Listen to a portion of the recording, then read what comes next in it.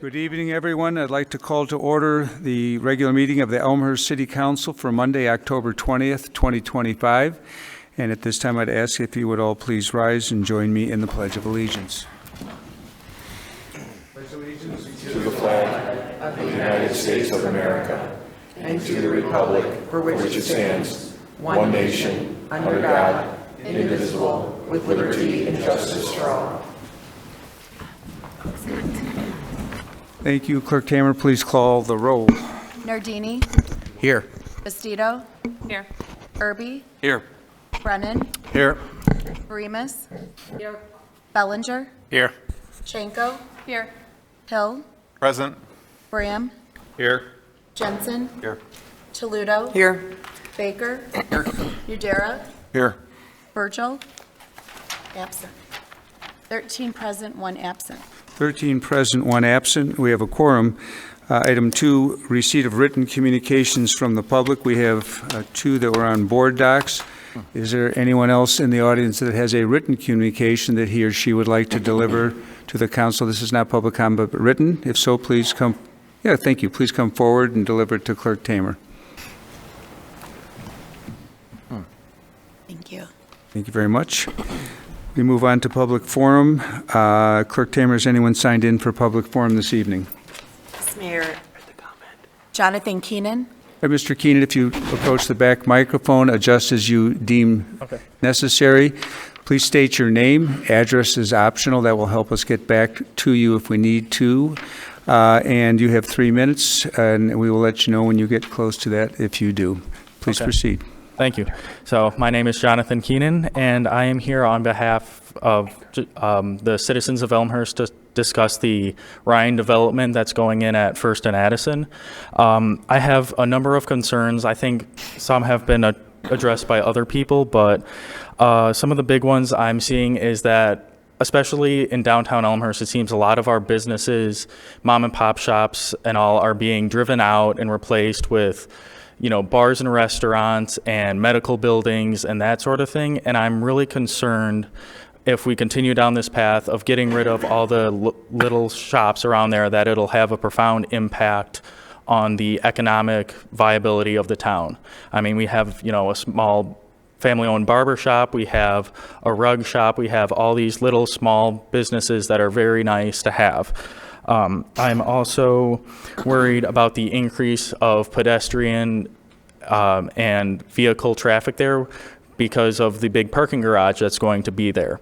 That street right there at First is very narrow. There's already lots of pedestrians, lots of vehicles, pace buses, all of that. And I worry that if there are more pedestrians, more vehicles, that it will create lots of traffic, more danger and risk of pedestrian and vehicle collisions, as well as just more traffic for the area in general.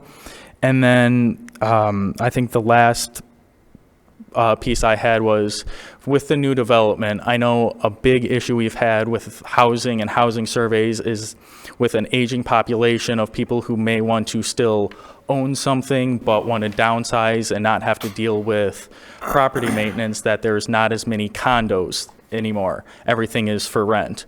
With this development, it seemed as though a lot, if not all of the units, would be rental rather than own. And I feel that that is very worrisome for just keeping people in Elmhurst and the overall viability of the town. Thank you. Thank you, sir. And by the way, we do not respond at this time, but this is your opportunity to tell us what you're thinking, so don't think that we're not concerned or considering what you're saying. All right, Clerk Tamers, anyone else signed in? Yeah, Lori Buzzell. Please proceed. Hi, my name is Lori Bazal. In just 1 month, over 1,400 signatures and hundreds of social media interactions demonstrated strong community concern regarding ECPA's project size, location, and transparency. Today, I'll speak to the history of scale, funding, and city involvement. July 2016, Suburban Life said the ECPA concept was a 350-seat main theater and a 100-seat small theater. A week later, at the July City of Elmhurst and Elmhurst College Commission, Jeff Budgell of ECPA and Elmhurst City Center president a concept with 535 seats, including 180 seats at mezzanine. In December of 2016, the Trib wrote, Jeff Budgell of ECPA, whose office has prepared renderings and drawings of the space, said the footprint of the proposed building could be smaller than Plas and suggests a compact 77 to 180 feet deep and 44 foot tall. In 2017, ECPA commissioned a feasibility study in partnership with the city of Elmhurst. To the Economic Development Commission, ECPA stated there is a large chance they will require financial assistance from Elmhurst. Just months later, ECPA told the Daily Herald it's important for residents to know while it's a community project, the Art Center will be funded privately and not with taxpayer dollars. Let's jump to 2021 and the Metro Station design forums. These had relatively high community engagement numbers. There was, and I'm quoting, overwhelming support for traditional classical styles and historic feel, buildings that make Elmhurst unique. The newer buildings are said to be generally large and boxy, and the materials feel cold. The station should blend into the downtown character. Red brick and limestone are favored, and human scale of the sidewalk is important. The Architectural and Building Commission, led by Jeff Budgell, unanimously found one train station design far superior. Quote, the preference reflects the consideration of appearance and connectivity to the community past and present. A few months after the city approved the station design, a second LLC was created to purchase the rest of First Street for ECPA. A new concept design was ahead, one that would not coincide with the vision just communicated by the people and approved by the city. Quickly after the large chunk of land was acquired, a referral was made by council members to establish a framework to communicate and coordinate with ECPA should there be any requests from the city or ECPA for city support, including direct financial assistance.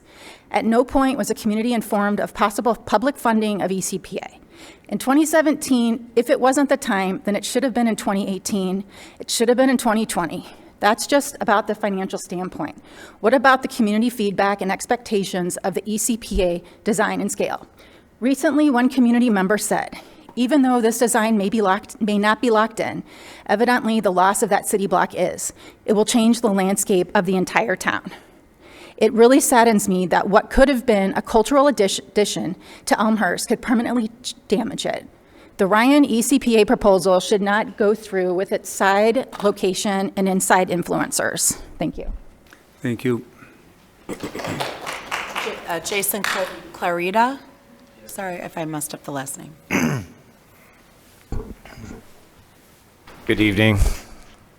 I'm here today for the same reason. It's the EPA or EPCA 12-story building on First Street that's proposed. I not only live in that building, but I've owned a business in that building for 20 years. It's a staple in the community. It's a barbershop that's highly, I'm at a loss for words. I'm trying to wing it and I can't.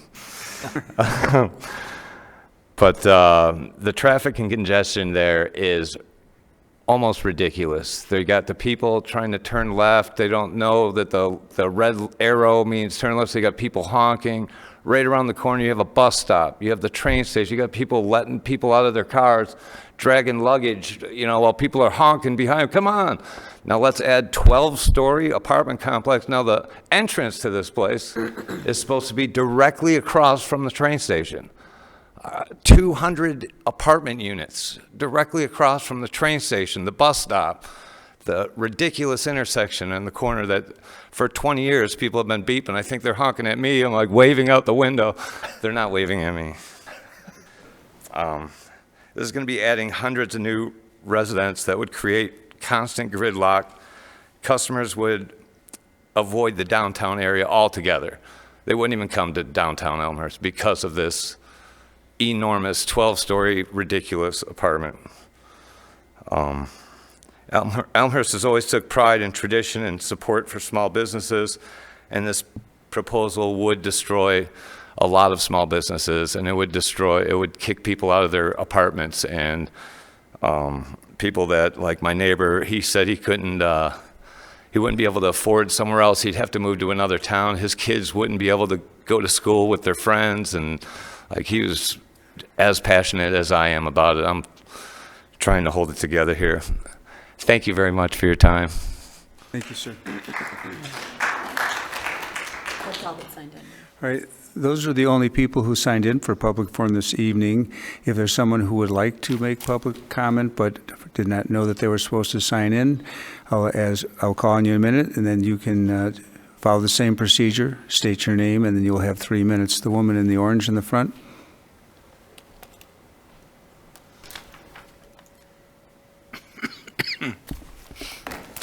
Hi, my name is Kathy Rakowski. I'm a longtime Elmhurst resident. Really just want to echo what's already been said. I don't think that this is the right location for this type of property. It's too big, too busy. A performing arts center might be something that's, nice to have in Elmhurst, but not at that location. Maybe more by, over by the library, or maybe where Lizadro lapidary art was, somewhere over there. It's just going to create chaos and drive people out of the town, drive businesses out of the town. I don't see it as a benefit. And we have a lot of apartments as it is. I don't think we need more right there. Thank you. Sir, in the back. Hi, my name's Dave Samples. I live at 115 West 1st Street, and I'm the resident. Sorry, would you state your name again and adjust the microphone to fit? Sorry. Thank you. Yeah, my name's Dave Samples. I live at 1115 West 1st Street, and I think I'm the guy Jason was referring to here. Live with my kids there, and there's a number of other families there. A lot of people, I know on social media, we hear a lot about, the commercial space and the impact to the streets, but there's families that live there and a lot of people, and so I think one of the main concerns I have is just the amount of reasonably priced housing within Elmhurst. If you go to apartments.com, you can see what's reasonable and what's available. It's very limited, so, for kids and families that are involved in the community or have kids that are attending schools, there's just a lot of uncertainty, right, with what our future is. Obviously, even with our landlords not really knowing, being in month-to-month leases. And in fact, I was just on apartments.com. One of the apartments in that stretch is actually up for rent, and I'm kind of curious what kind of lease they're offering there, and I know they're preparing another one. So I think from my perspective, it'd just be, there's a lot of uncertainty. It'd be nice to know what's happening. Again, I think we all have different feelings on, what people want to see there, but I think myself, just be nice to know what's going on, if there's any kind of timelines for what's going on as well, because decisions already been made. Be nice to know, but just want to be able to represent the people that live there, because there's been no outreach. I haven't, talked to anybody, and I don't know if that's on the radar of anybody making the decisions that's going to impact our homes and where we live. So, thank you. Thank you. All right, is there anyone else that wants to make public comment? Yes.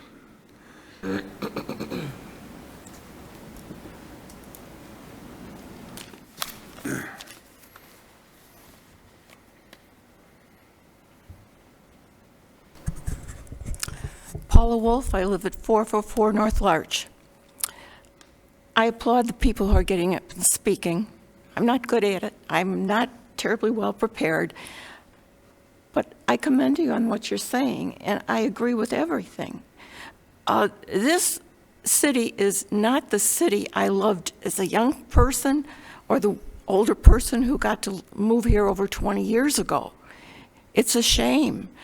We live in the shadow of these huge buildings, and we don't need any more apartments because these are transient people. Don't we need people who are invested in staying here? And this arts center, come on, where are they going to go? The streets are going to have to be blocked off. Where are they going to park? As it is, I think there's a place going up on Virginia, or they want to, condos or apartments, depending on where they can get the most money. And they don't even have enough parking spaces. So they're going to use the parking garage, rent them out or whatever. I wish you would really listen to us and not just go with the big bucks, because eventually, well, you're going to lose a lot of people. Maybe we don't have the money that the people you want to bring in have. But we love here, living in the city, or we wouldn't have come.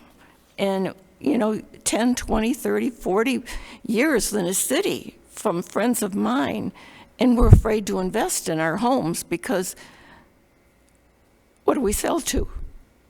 A builder who's going to knock it down probably because we're not a big McMansion.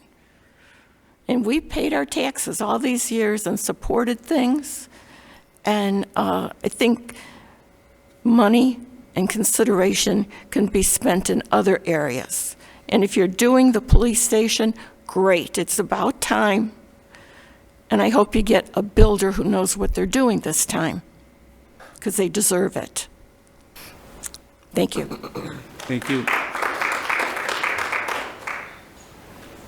All right, I'm going to close public forum at this time. We'll move on to item 4 on the agenda announcements. Are there any announcements from the dais? Seeing none, we'll go on to the consent agenda. Clerk Tamer, please read the consent agenda. 5.1, minutes of the regular meeting of the Elmhurst City Council on October 6, 2025. 5.2, Committee of the Whole minutes of the regular meeting of the Elmhurst City Council on October 6, 2025.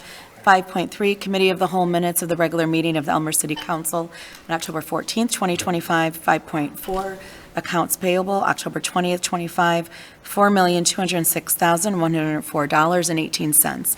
5.5, referral, banning the use of styrofoam food containers. 5.6, report, case 25 P04, Wagner Center map amendment from R2 to CR, conditional use permit for PUD with site development allowances, plat of subdivision.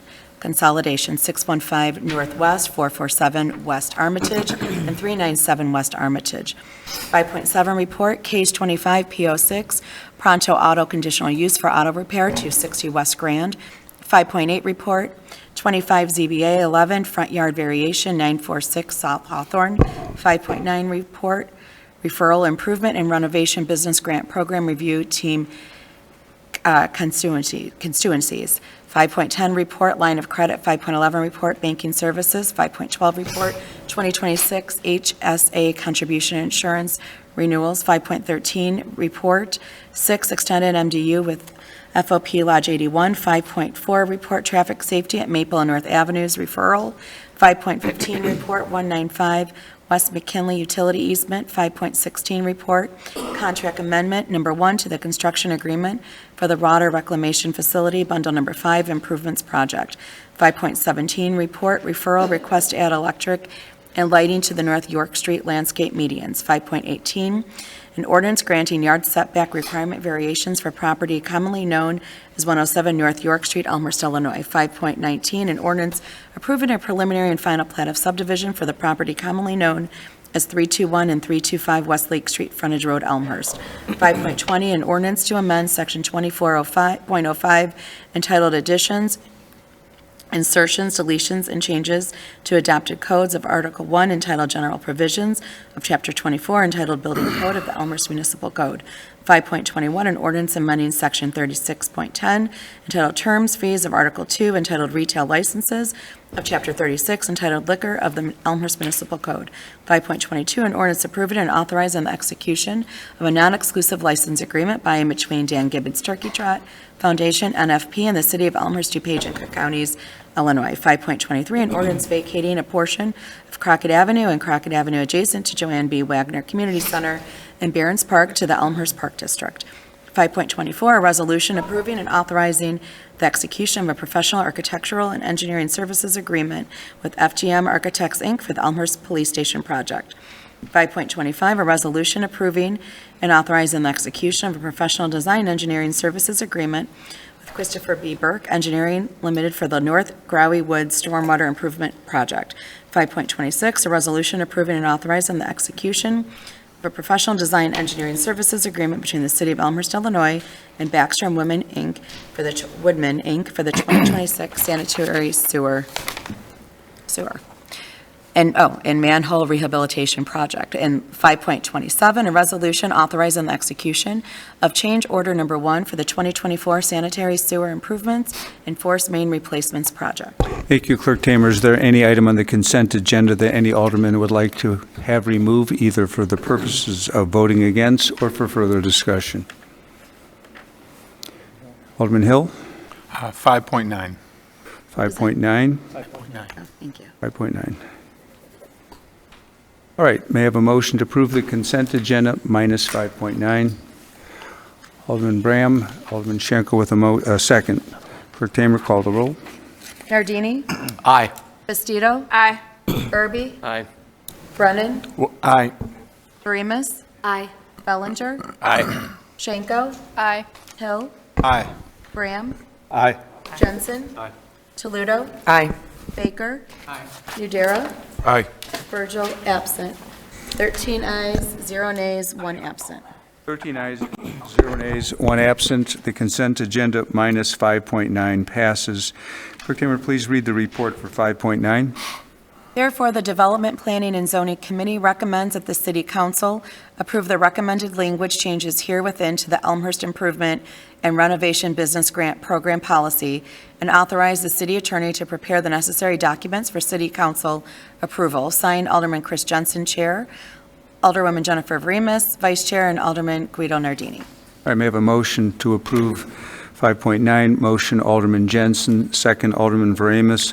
Alderman Jensen. Thank you, Mayor. This is a report that clarifies the language on the composition of the review committee for each type of grant under our Improvement and Renovation Business Grant Program Policy.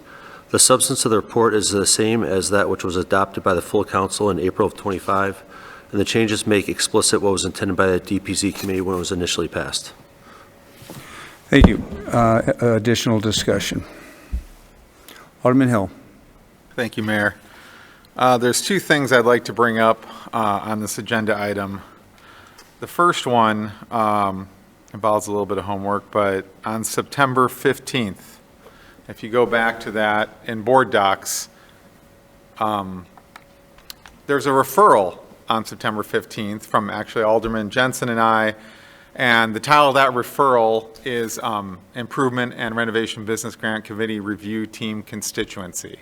So that referral was submitted on September 15th. And when that item came up again as a report on today's agenda, I contacted Chair Jensen and asked, it doesn't seem like it's addressing the same content of our initial referral. And I was told that the content of this referral was tabled to be discussed at a future date.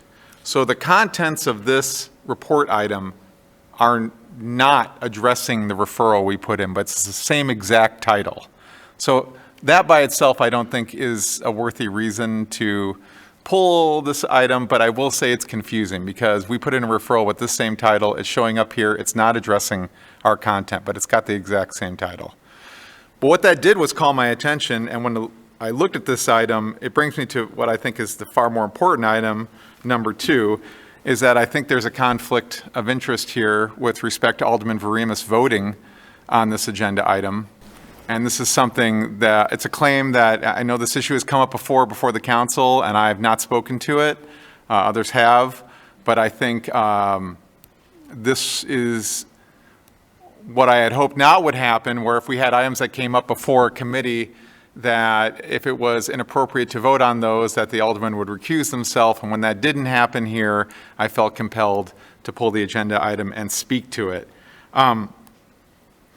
With this item, we have, and this is something where, by the way, I've also talked to staff, I've talked to the city manager, I've talked to Alderman Jensen, and I've let Alderman Varimus know my concerns about it.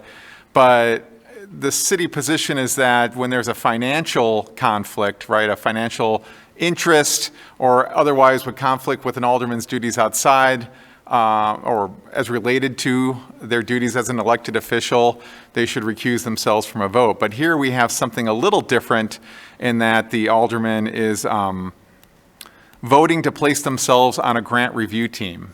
A review team that makes decisions, a marketing grant review team. And that language, by the way, was clarified in today's report, right? We may have passed it before, but we're voting on this again because the first report was unclear.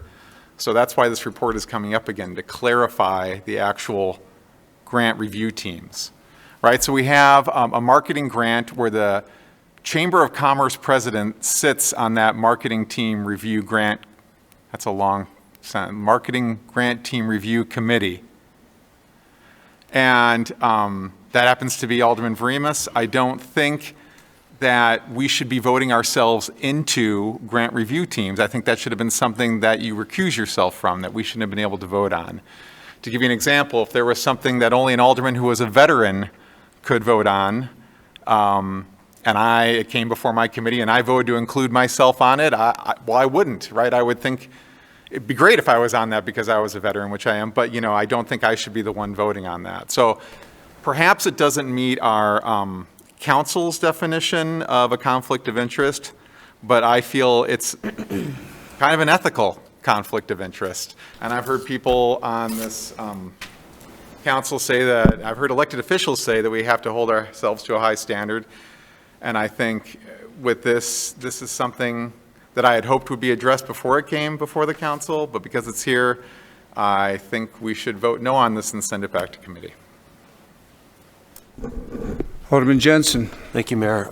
Just to clarify, I'm not of the opinion that Alderman Bremas is voting herself onto this review committee. That position was there before we even looked at this in April. So the president of the chamber has been on that review committee for years. So I don't know how that would be voting herself on. That's just maintaining the status quo. And I'm pretty confident that she would recuse herself from any, like she would have a designee on that review committee instead of participating herself. Alderman Toledo. I think it's distressing that we're even talking about this on the dais. I agree with what Alderman Jensen said. In addition, recusal, just so that the public understands the purpose of recusal, recusal is an opportunity for a person who has a financial interest in a vote to remove themselves from that. This is not that situation. The executive director or the president of the Elmhurst Chamber of Commerce is not going to be directly receiving any marketing funds on behalf of the chamber by being on this review committee. This is just a logical step for our council to designate a member of the Elmhurst Chamber of Commerce on a review committee for another business to receive a marketing grant. They don't even have a majority say. And furthermore, for one of our aldermen to accuse another alderman of being unethical on this dais sickens me. Thank you. Additional discussion. Alderman Bram, then Alderman Veremis. Thank you. So I concur with Alderman Hill's concerns. I have spoken about this to Alderman Veremis, to Chair Jensen, to yourself, Mayor, to the City Manager. The reason why I feel that it's important to speak to it publicly is because I still feel that even though that legally there's not a conflict of interest, just because it's legal doesn't make it right. And I feel that there is a need, me being one of the 17 elected officials, that I should take a stand when I don't feel something is right. Even though that there is no direct financial compensation in this instance, there is, or there potentially could be, purposely or not, a bias. There is a vote, or at least feedback in regards to the decision process on what businesses get grant dollars, whatever, marketing grant dollars, or not. Does that mean that, Alderman Veremis, which I am not saying that she would, but does that mean that there would be a bias towards chamber members or not? I highly doubt that either Alderman Veremis or her designee would do that. But it's also about perception. And the perception here is that this report could have moved forward without the signature of one of those 3 aldermen on it. And during this vote, that could have also happened. Again, just because it's legal doesn't make it right. And I feel that there is a perceived conflict, not a legal conflict, but a perceived conflict. So therefore, I cannot support this report. Alderman Veremis. Thank you, Mayor. So to Chair Jensen's point, as far as I am aware, that the chamber has been represented or has been been on what was the Retail Grant Committee from its inception. Part of my role as an alderman is to vote. I hold myself to a high ethical standard in doing so, and I think that anybody that knows me would agree with that. While I know my colleagues are looking out for the integrity of the council, I would like to be crystal clear that I am doing the same. I have been advised that this situation and others, they are not a conflict of interest, because I will always ask as well. If at any point there was, or if this was, I would vote present, I would recuse myself, and do anything that I needed to do. I take this responsibility seriously, and I remain committed to ethical service. Alderman Hill. Thank you. I want to say, when I made comments about ethical standards, I don't think any ethical standards were intentionally broken with this vote. I don't think the vote was made thinking about this issue necessarily, and I apologize if I don't mean to impugn anybody's ethical standards. I don't think that's happened here. What I want to do is make a case for why I didn't agree with council saying why there was a financial standard of a conflict that was happening here. I agree, there probably isn't a financial conflict, although I do have an issue when the chamber represents certain businesses that pay to be members and then serves on the marketing team and makes decisions about who receives grants. So, I mean, but I don't think, again, that anybody here that I'm aware of is making any ethical violations or making any of those issues. I just wanted to point out that's the dilemma I see. And I was hoping that this could have been handled differently, and I just think it's a case where maybe if we had taken this back and somehow amended the report and not had the situation come up, then it would have been addressed that way. But when it got to this point and I had exhausted all means of talking to people about the issue in advance, I really didn't know what to do except bring it up here. But again, I want to state very clearly, I don't think Alderman Varimas has done anything unethical, and I fully support her work on council. It's just the issue which presents itself here before us. Alderman Brennan. Thank you, Mayor. So my read on this is whether or not a committee member recuses him or herself at committee. In this particular case, it doesn't change the content of the report. I mean, it still makes sense for the chamber executive to be on this committee. For that reason, I fully support the report and appreciate the committee's efforts here. Thank you. Alderman Irby. Thank you, Mayor. I want to thank Alderman Varimas for her comments. I know she has great ethical standards. I trust Alderman Varimas explicitly, both from prima facie and historical. And the last thing I want this council to do is set up a situation where it doesn't come down to ethics, it doesn't come down to financial, it comes down to perception of a conflict of interest, like Alderman Bram said. So I agree 100% there, and agreeing with everything that everybody said here tonight. I do think it goes more than a financial conflict of interest.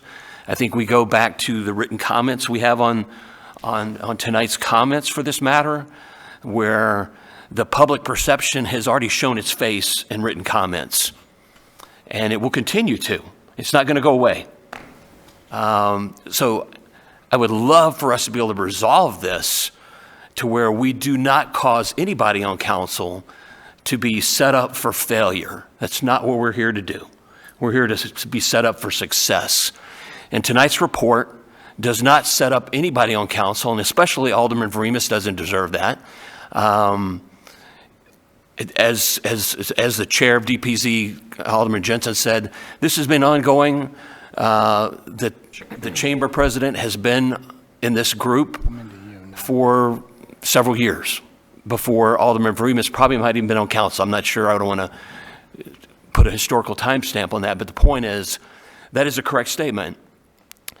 But at that time, there was the chamber president wasn't on council, and now they are. And so I would like us to set up success and not failure. And the way the report is written tonight, it's a setup for failure in the long run. So this is a long game. It's not a short game. And I will be voting no, and I'm hoping that we can fix this. Thank you. Alderman Jensen, then Alderman Toledo. Thank you, Mayor. Just to clarify, the report says the president of the Chamber of Commerce or their designee, right? So it's not just, she's not the only one that could be in that role. So that's just a point of clarity there. The second thing is, again, as I said, this is the same report with some cleaned up language, but the same intent as what was passed unanimously by this council in April. Alderman Toledo. I would just like to say that, you know, the public expects this body to deal in fact, not in perception. And it is a fact that Alderman Veremis is the president of the Chamber of Commerce. It's also a fact that this report was passed with the intent that the Elmhurst Chamber of Commerce president or designee serve on this grant review committee. We owe our intelligent constituents the truth and not make decisions based on erroneous perception of reality. And we should all have the courage to vote that way. Thank you. All right, I'm going to weigh in here because I've been consulted about this.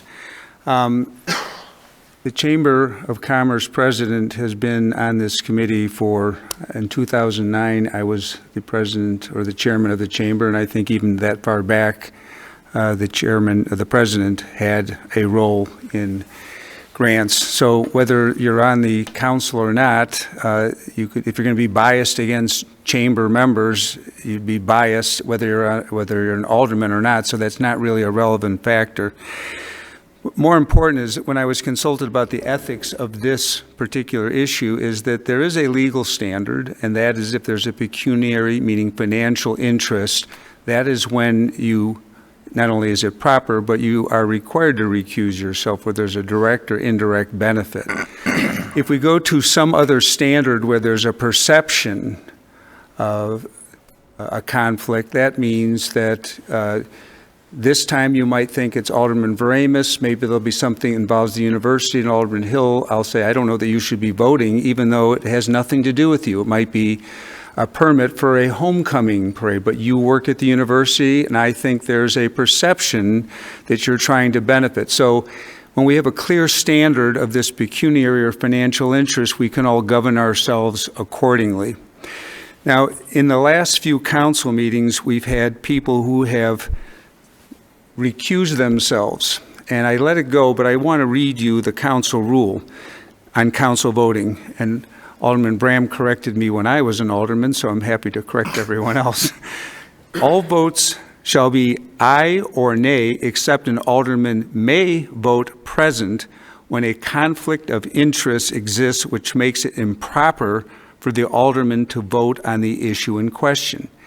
And I was talking with the city attorney at a meeting before this one, saying, you know, maybe some councils don't have that. But what that rule requires is that people can't say, well, I don't want to vote on an issue because it's too uncomfortable. You are forced to vote.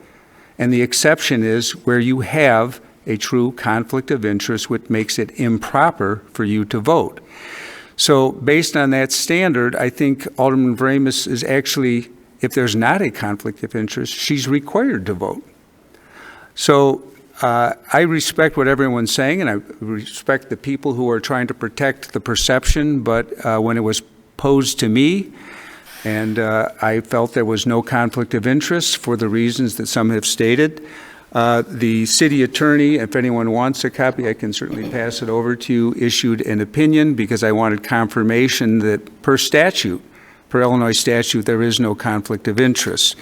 So I just want to be careful of like what a true conflict is, what's going to happen if we start judging that others should have recused themselves and didn't because we might feel there's a perception of conflict when there isn't a legal conflict. Does anyone else want to weigh in? Alderman Irby. Yeah, thank you, Mayor. Those are great comments, and I personally voted present for some items that were in the accounts payable for some grant awards in the similar nature to the American Legion here in Elmhurst. Me being on as a manager at that time, there's two bodies. There's the American Legion has a body. They actually have two bodies. And they expressly told me that me coming to council and being on council was a conflict of interest, whether it was financial or not. So we can have rules for the dais and our city council. We also, by being a member of another group, they have rules and expectations. So it's not just what we have on council tonight for this. There's another body out there. Every time we're doing something, there's another side of that coin. And so I was expressly told to not vote positively for that item so that it was no perception of a conflict of interest. So I want to make sure we don't just look at the one half of city council. These people who were like myself, who were on both sides of the fence, you need to look at both sides. And so it's not a single-sided bylaw definition of the city. And so I felt like I did not violate any rules by voting present. I felt like I was doing the constituency of both parties at the same time by the vote I made. Well, I appreciate that, and yours was one that I didn't think was a proper recusal vote or present vote.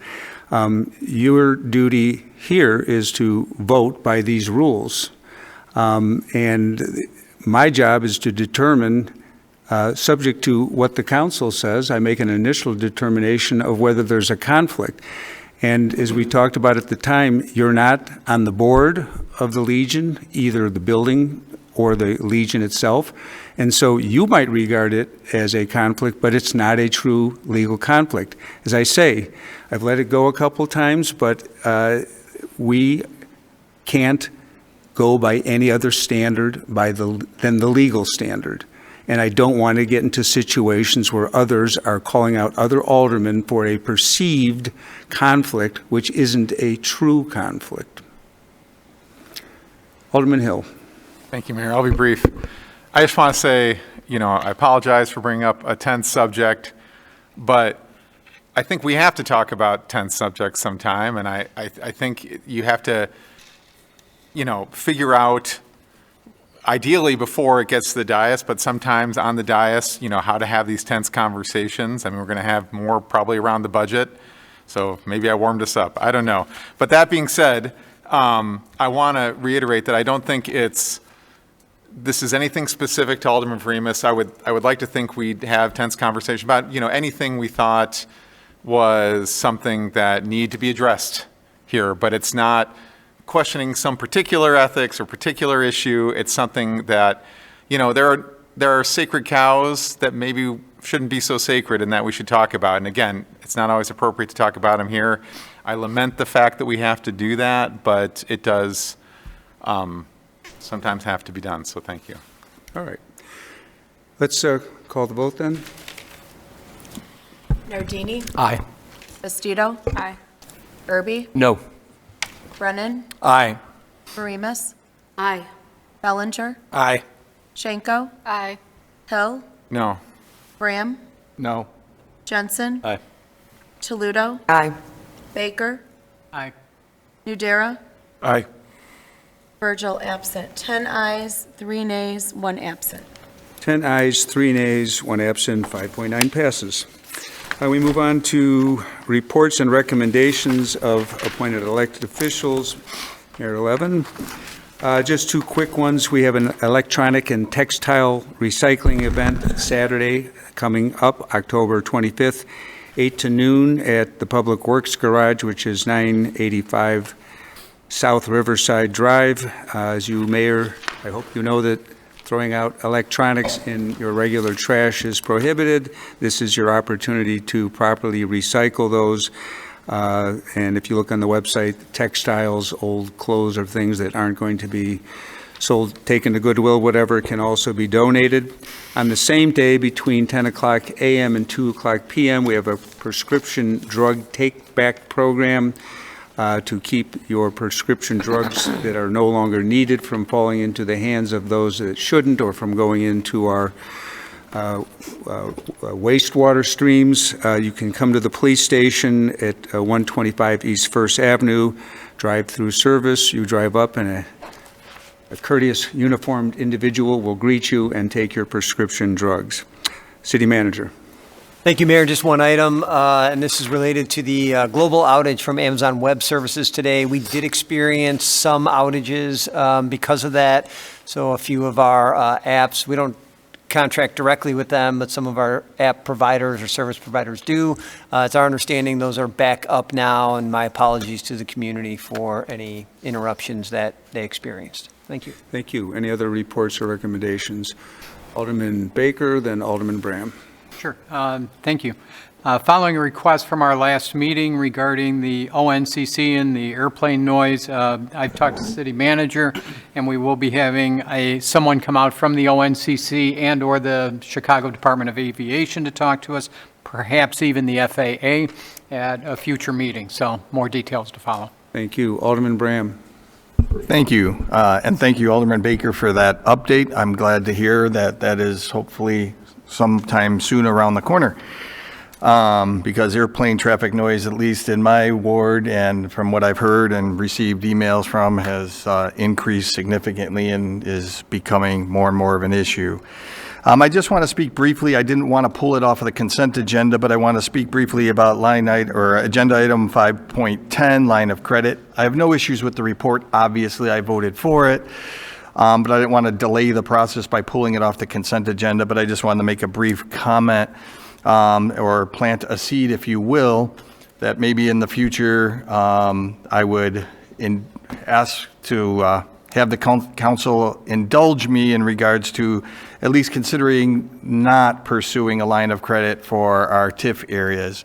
The reason being is anything that's going on in the TIF or we need TIF dollars for. Alderman Bram, I'm sorry, I think I have to rule you out of order. This is announcements and report. These are reports and recommendations. Want to do it under other business? Well, you should do it under the agenda item. I'm going to let you conclude on this one, I think, but in the future, if it relates to an agenda item, then I think you should bring it up under the agenda item. In all due respect, Mr. Mayor, this has been done in the past, but I will concur with that and oblige that going forward. Thank you. Continue. Essentially, all I need to say about this is that I think that, you know, if we don't have the dollars in the TIP funds to do the projects warranted, then we shouldn't be utilizing a line of credit to do so. End of comment. Thank you, sir. All right, we'll move on to other business. Is there any other business to be brought before the council this evening? Seeing none, I'll ask for a motion to adjourn. Motion by Alderman Brennan, second by Alderman Schenko. All in favor say aye. Aye. Aye. Any opposed say nay. We are, ayes have it, we are adjourned. Thank you. We will reconvene in about 5 minutes for Committee of the Whole.